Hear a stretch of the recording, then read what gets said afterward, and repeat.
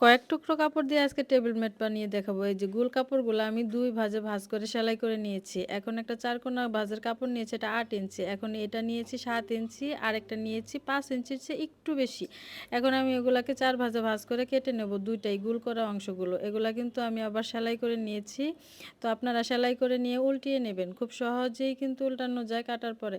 তারপরে আমি ৪ কোনা করে যে কাপড়টা কেটেছি তার ৪ কোনায় কিন্তু ১ম ছোট অংশগুলোকে বসিয়ে দেব। তারপর উপরে বড় অংশগুলোকে বসিয়ে দিয়ে আমি ৪ কোনা এগুলাকে সেলাই করে আটকে দেব। আপনারা হাতেও আটকাতে পারেন কিংবা মেশিনেও সেলাই করে আটকিয়ে নিতে পারেন।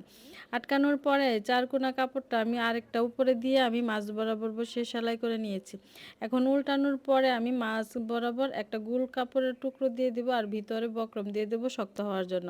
টেকনিকটা যদি আপনাদের ভালো লাগে ভিডিওটা অবশ্যই সকলের মধ্যে শেয়ার করবেন। সকলের যেন উপকারে আসে আর আপনারা একবার হলেও ট্রাই করে দেখবেন। দেখেন কতটা সুন্দর হয়েছে।